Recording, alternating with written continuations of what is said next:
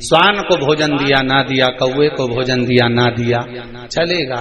पर जिस दिन अमावस्या के दिन पितृपक्ष समाप्त हो, उस दिन प्रदोष काल में, प्रदोष के समय पर, प्रदोष काल में शाम के समय पर जाकर किसी भी नदी, तालाब, बावड़ी, कुआं, कहीं ना कहीं जो आपके पास में हो, वहां पर एक घी का दिया, बत्ती का मुंह दक्षिण की ओर कर अवश्य जला कर जाना। सारे पितृदोष समाप्त हो जाएगा, सारा पितृदोष समाप्त। अमावस्या के दिन किसी भी जलाशय के पास में, नदी, तालाब, बावड़ी, कुआं, जो आपके शहर में, आपके गांव में, आपके नगर में हो, वहां जाकर लगाए। अगर नदी, तालाब, बावड़ी, कुआं नहीं है तो पीपल का वृक्ष हो या बेलपत्री का वृक्ष हो या बट का वृक्ष हो, उसके नीचे लगा दो प्रदोष काल में। पर अमावस्या के दिन लगाएं जरूर। क्यों?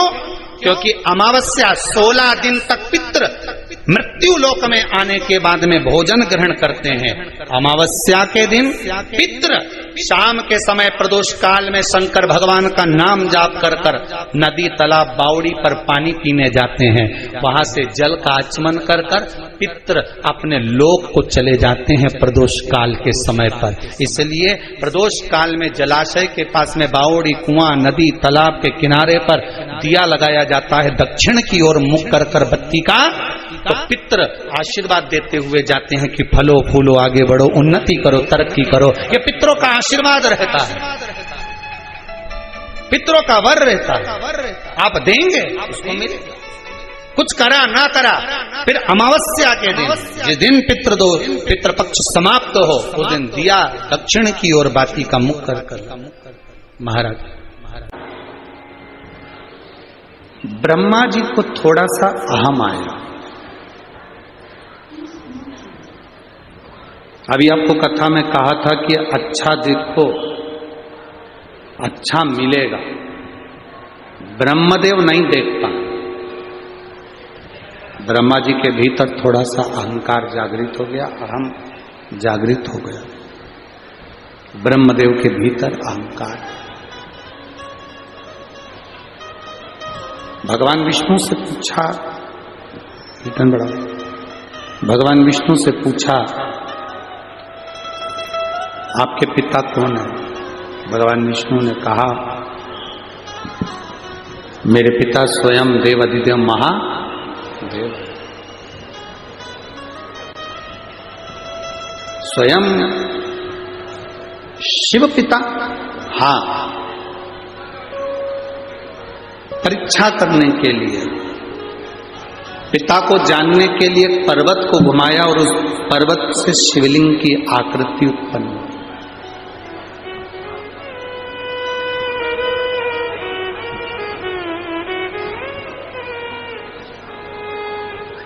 पर्वत से शिवलिंग की आकृति उत्पन्न हुई। ये तुम्हारे पिता हैं? भगवान विष्णु ने कहा ये मेरे पिता हैं। इन पिताजी का सिर कहाँ है? चरण कहाँ है? व्यर्थ के प्रश्न व्यक्ति को बर्बाद के ओर लेकर जाते हैं, बर्बादी की। व्यर्थ के प्रश्न, कोई अच्छे प्रश्न हो ना तो कोई बात नहीं। अगर कोई व्यर्थ के प्रश्न करे तो फिर तो बेकार। जैसे कोई कह दे कि एक व्यक्ति ने, एक कॉलेज के टीचर ने अपने स्टूडेंटों से पूछा कि ये बताओ कि मेरे पिताजी सफेद शर्ट पहनते हैं और मेरी माँ सफेद चावल बनाकर खाती है,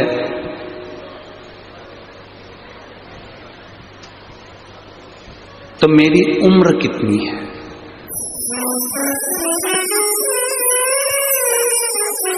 प्रश्न क्या है? प्रोफेसर ने, टीचर ने प्रश्न किया स्टूडेंट से, बच्चे से, मेरे पिताजी सफेद शर्ट पहनते हैं और मेरी माँ सफेद चावल पकाकर खाती है, बनाकर खाती है, तो मेरी उम्र कितनी है? बताओ स्टूडेंट, बताओ बच्चों। अब बच्चे चुप हो गए। उसमें से एक बच्चा खड़ा होकर बोला, सर आपकी उम्र 40 साल है। आपकी उम्र 40 साल है। सर खुश हो गए, सही निर्णय दिया आपने, सही उत्तर दिया। आप कैसे जानते हो कि मेरी उम्र 40 साल हो गई? उस बच्चे ने कहा, सर हमारे पास में 3 घर छोड़ के एक लड़का रहता है, उसकी उम्र 20 साल है, वो आधा पगला है।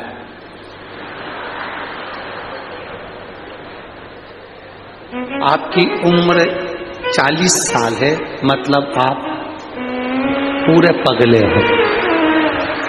ये कोई प्रश्न है? ये कोई प्रश्न है कि पिताजी सफेद कुर्ता पहनते हैं, सफेद शर्ट पहनते हैं, माँ सफेद चावल खाती है, तो हमारी उम्र बताओ। अब ब्रह्मा जी ने भी ऐसी प्रश्न कर लिया भगवान विष्णु से, तुम्हारे ये शिवलिंग तुम्हारा पिताजी है, इसका सिर कहाँ है, इसका पांव कहाँ है, बताओ। अब ऐसे फालतू के प्रश्न करोगे तो फिर बाद में कष्ट तो भोगना ही।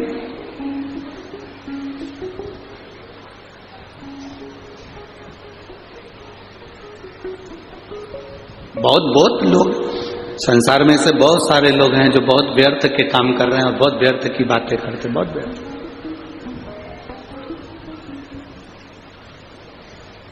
बहुत व्यर्थ।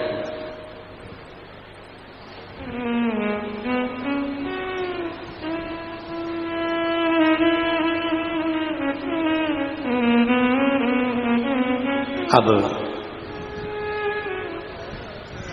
ब्रह्मा जी ने जैसे कहा तो भगवान विष्णु ने कहा, ये मेरे पिता हैं, जिस शिवलिंग का तुम दर्शन कर रहे हो ये मेरे पिता हैं। आपसे निवेदन है, जब शंकर के शिवालय में जाना, शंकर के मंदिर में जाना, शंकर के शिवालय में जब दर्शन करने जाना, तो ये सोचकर कभी मत जाना कि ये शंकर हैं, सोचकर ये जाना कि ये मेरे पिता हैं और मैं इनसे अपने दिल की बात करने के लिए जाऊं। ये मेरे पिता हैं, इनसे मैं अपने दिल की बात, अपने हृदय की बात करने के लिए जाता हूं। ये मेरे पिता हैं।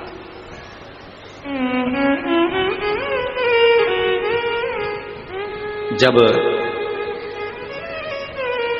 हम कथा में रोज कहते हैं ना कि जब कथा पूर्ण हो, आप लोग इतनी दूर से आते हो, 200-200 500-500 रुपए खर्च करके आते हो, समय निकाल कर इतनी दूर पहुंचते हो, बड़ी मुश्किल से ट्रैफिक में से निकल कर यहाँ पहुंचे हो, तो हम हमेशा कहते हैं जब आरती पूर्ण हो, कर्पूर गौरम हो, आरती होने के बाद भूमि को प्रणाम कर कर उसकी रज अपने हृदय से लगाकर उसको प्रणाम कर कर फिर जाओ।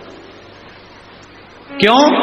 शिव महापुराण की कथा में वेदव्यास जी लिख रहे हैं, भगवान शंकर स्वयं तुमरुका जी से कहते हैं, सुनो तुमरुका, जहां शिव महापुराण की कथा होती है, जब तक कथा चलती है शिव महापुराण की उस कथा में देवादिदेव महादेव कहते हैं, मैं कैलाश के समेत वहां पर विराजमान रहता हूं, वहां मैं स्वयं वहां पर विराजमान हूं। जब हम कथा पूर्ण होती है, आरती पूर्ण होती है, कर्पूर गौरम करुणावतारम संसार सारम भुजगेंद्रहारम, जब हम बोलते हैं, प्रणाम करते हैं, भूमि को नमन कर कर रज लगा कर जाते हैं, तो जीवन का कल्याण कर देते हैं, जीवन का